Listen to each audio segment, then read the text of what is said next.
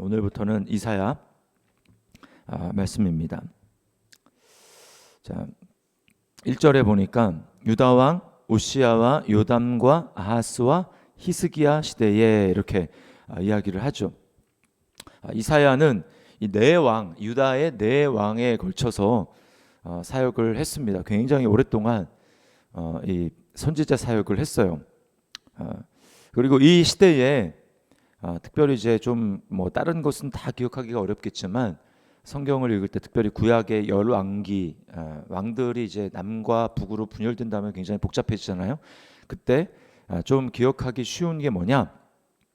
히스기야 이렇게 딱 나오면 이스라엘, 북이스라엘이 멸망하는구나라고 하시면 됩니다. 그러니까 유다 왕의 히스기야가 나오면 북왕국 이스라엘은 망하는구나 이렇게 하시면 돼요. 그러니까 히스기야, 유다 왕 히스기야 때의 북왕조 이스라엘은 망합니다. 이제 그때 요 시대에 우리가 꼭 알아야 될 그 이제 외국의 두 나라가 있어요. 이게 이제 아시리아입니다. 아시리아가 있고 이제 그 뒤에 바벨론이 이제 힘이 약하지만 막 일어나고 있는 그때였어요. 아시리아가 먼저고 바벨론이 나중입니다. 그래서 이 두 나라를 아는 것이 이 이제 열왕기 시대의 선지서들을 이해하는데 굉장히 중요해요. 그러니까 이스라엘은 아시리아에 의해서 멸망하게 됩니다. 그때가 언제라고요? 유다 왕 히스기야 때에 멸망하게 됩니다. 이때 이제 이사야 선지자를 하나님이 일으키셔서 어디에 복음을 그 하나님의 말씀을 증거하게 합니까? 이제 1절 끝에 아모스의 아들 이사야가 유다와 예루살렘에 관하여 본 계시라. 여기 아모스는 선지자 아모스가 아닙니다. 이 선지자 아모스는 이사야와 동시대에 활동했던 선지자예요. 선지자. 그러니까 이제 같은 시기에 활동했던 선지자고 이때 아모스는 다른 아모스입니다. 자, 이제 선지자 이사야를 통해서 하나님이 말씀을 합니다. 본격적으로 2절 말씀해 보십시오. 하늘이여 들으라, 땅이여 귀를 기울이라. 여호와께서 말씀하시기를 내가 자식을 양육하였거늘 그들이 나를 거역하였도다. 하나님이 거역함에 대해서 몹시 섭섭하시고 분노하시는 모습을 볼 수 있습니다. 하나님이 자기 백성을 선택하신 것, 사실 전체죠. 전체 북이스라엘뿐만 아니라 남유다 이 이스라엘 전체를 하나님이 택하신 것은 무엇으로 택하신 것입니까? 장자로 택하신 거예요. 장자. 전체 세상에 있는 많은 민족들 중에서 하나님께서 이스라엘 백성을 택했다라는 것은 장자로 택한 것입니다. 그래서 너를 통해서 내가 모든 열방을 축복하기를 원하는 하나님의 계획이 있는 것이죠. 그렇게 해서 정말 잘 양육했는데 거역했습니다. 여기 거역했다라는 말은 반역했다라는 거예요. 반역했다. 또 뒤에 좀 나오는데 패역했다. 같은 말입니다. 하나님께 돌린 것이죠. 등을 돌린 것입니다. 3절 말씀해 보니까 하나님이 짐승에 빗댑니다. 소는 그 임자를 알고 나귀는 그 주인의 구유를 알건만은 이스라엘은 알지 못하고 나의 백성은 깨닫지 못하는도다 하셨도다. 짐승이 주인을 알아보는 것과 마찬가지로 내 백성이 나를 알아야 되는데 알지 못한다라는 것입니다. 하나님을 알지 못한다라는 거예요. 창조자를 완전하게 온전하게 인정하지 못한다라는 것입니다. 자, 그래서 하나님을 알지 못하고 거역하고 패역하고 반역하는 모습은 어떤 모습인가? 4절에 나옵니다. 슬프다 범죄한 나라요 허물진 백성이요 행악의 종자요 행위가 부패한 자식이로다. 그들이 여호와를 버리며 이스라엘의 거룩하신 이를 만홀히 여기며 멀리하고 물러갔도다. 여기 보십시오. 나라요 백성이요 종자요 또 자식이로다. 근데 어떻게 했습니까? 버리고 하나님을 버리고 또 만홀히 여기고 멀리하고 물러갔도다. 이 네 가지 그 단어에 대해서 네 가지 이 동사로 이야기를 하고 있어요. 자, 여기 보십시오. 버렸어요. 하나님을 버렸습니다. 그리고 만홀히 여겼다. 이 만홀히 여겼다는 것은 멸시했다라는 거예요. 하나님을 아주 무시하고 하찮게 여기고 아무것도 아닌 존재로 생각했다라는 것입니다. 그리고 또 멀리했다. 이 말은 등을 보이고 떠나갔다라는 것입니다. 엉덩이를 보이고 떠나갔다. 그리고 물러갔다. 이 말은 아주 낯선 자가 됐다라는 거예요. 남처럼 낯설게 대한 그런 자가 되었다라는 것입니다. 얼마나 슬픈 일입니까? 하나님 마음에 지금 피눈물을 흘리면서 이런 이야기를 하시는 거예요. 이 이사야 1장의 모습을 보면서 우리는 이제 더 앞으로 넘어가면 창세기 3장에 아담과 하와의 모습을 보게 되고, 하나님 그들을 창조하고 하셨지만 그들이 하나님을 반역하는 모습을 보이지 않습니까? 그리고 그 모습은 또 고스란히 신약으로 넘어오면 누가복음 15장에 탕자의 모습을 보게 됩니다. 아버지가 이제 자녀를 낳았잖아요. 두 형제를 낳았잖아요. 근데 어떻게 됩니까? 아버지를 떠나갑니다. 아버지를 떠나가요.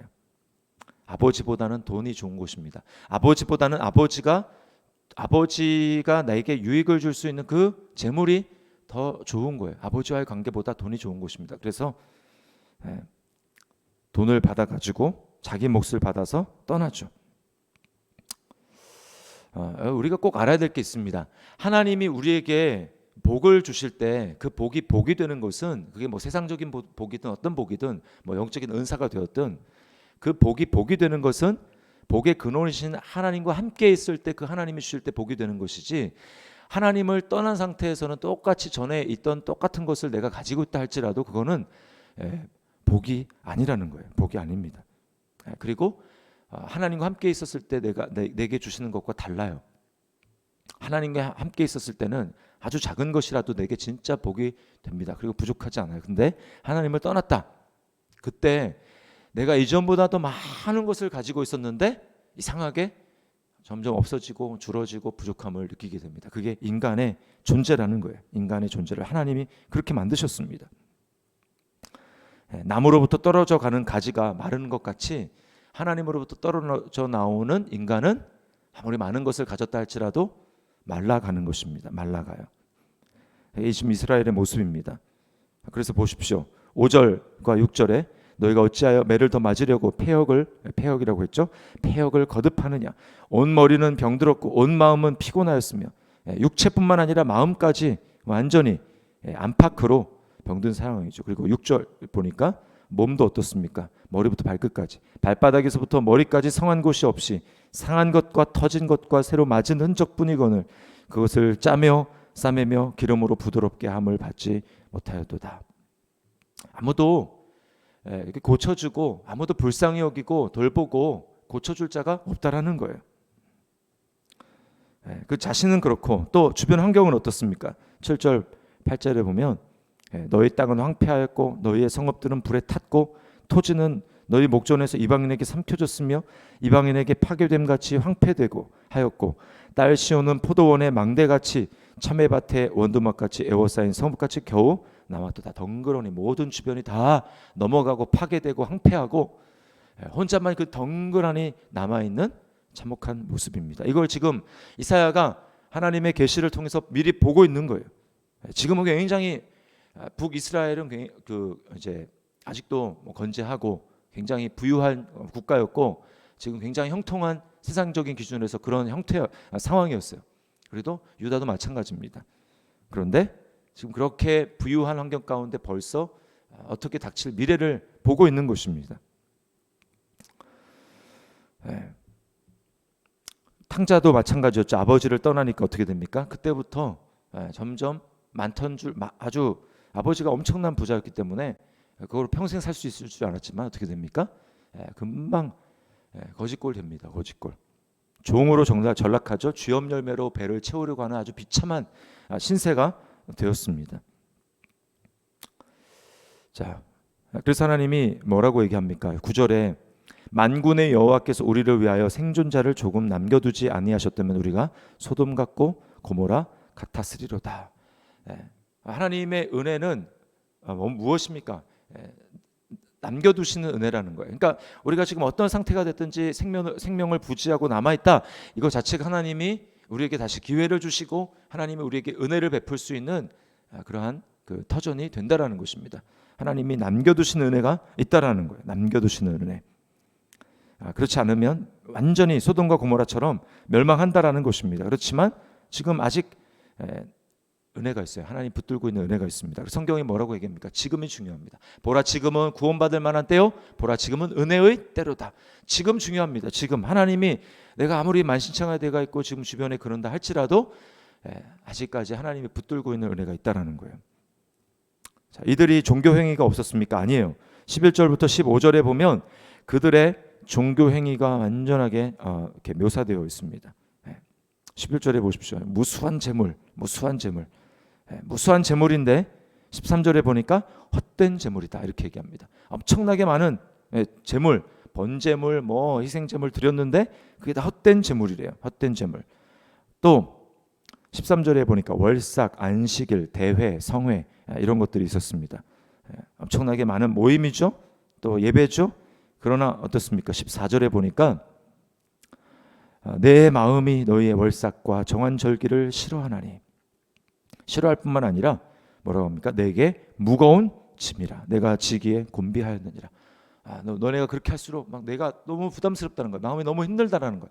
예배를 하면 할수록 하나님께 희생 제사를 드리면 드릴수록 하나님 마음은 점점 무거워진다라는 것입니다. 왜 그럴까요? 그들의 행위는 전혀 달라지지 않았기 때문입니다. 행위가 전혀 달라지지 않았어요. 그래서 13절 끝에 보면 성회와 아울러 악을 행하는 것을 내가 견디지 못하겠노라. 예배하는데 반대로 악을 똑같이 행해요. 하나님 견디지 못한다고 말씀합니다.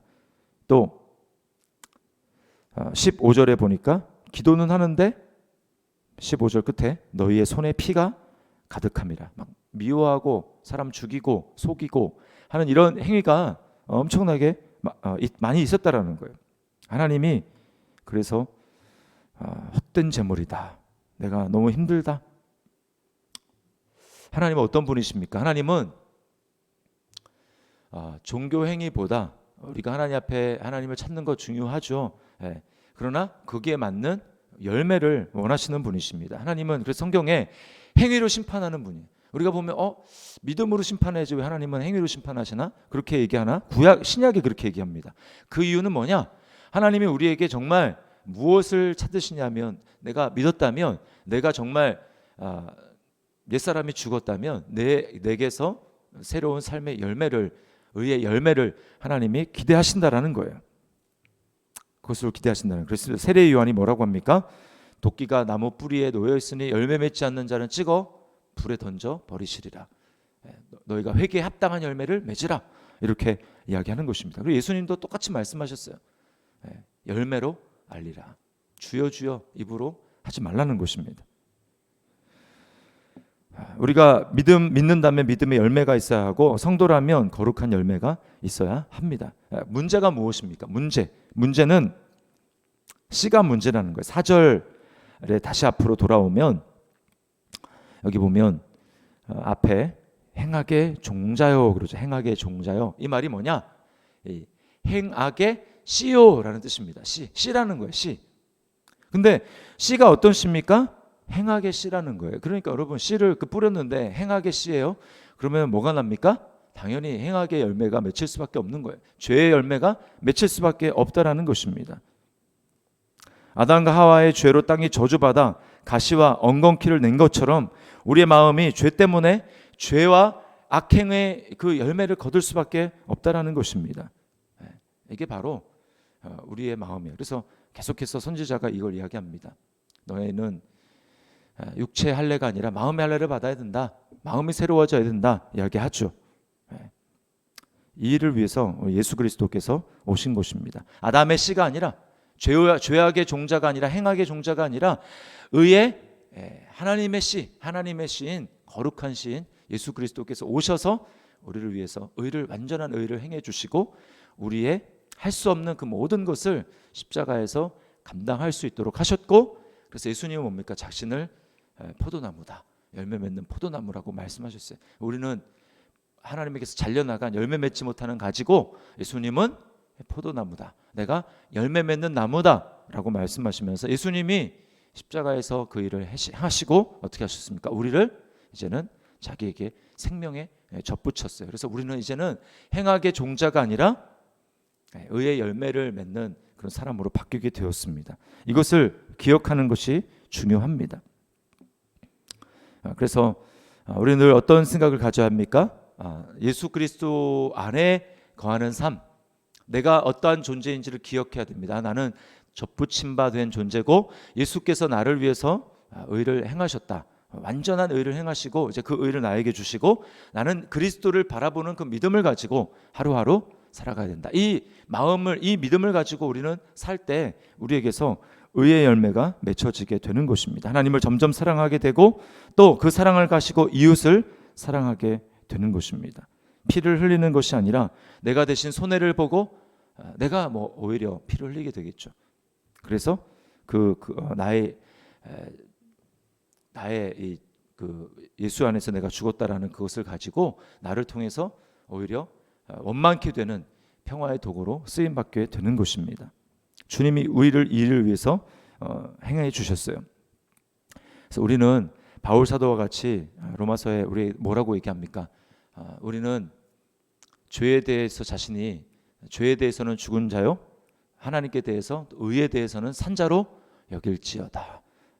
우리 자신의 힘으로는 할 수 없습니다. 그러나 예수님께서 우리를 위해서 모든 일을 하시고 나는 이제 더 이상 아담 안에 있는 죄의 종자가 아니라 행악의 종자가 아니라 그리스도 안에 있는 의의 도구, 의의 병기가 되었으므로 이제는 날마다 우리 자신의 신분을 기억하며 주님 오늘도 나를 의의 병기로, 의의 도구로 주님께 드립니다. 주님 나를 통하여서 하나님의 뜻이 이루어지고 나를 통하여서 하나님이 영광 받으시고 나를 통해서 내 삶의 모든 전반에 하나님 내 몸으로 하나님이 기뻐하시는 거룩한 삶의 예배를 하나님 앞에 드릴 수 있도록 주님 나를 붙들어 주시옵소서. 그래서 우리는 날마다 하나님의 은혜를 구하고 성령님의 능력을 구할 수밖에 없는 것입니다. 오늘 이 말씀을 기억하고 우리를 새로운 삶으로, 열매 맺는 삶으로 초대하시는 그 주님 앞에 오늘 하루도 그렇게 믿음으로 반응하는 저와 여러분의 삶이 될 수 있기를 주님의 이름으로 축원합니다.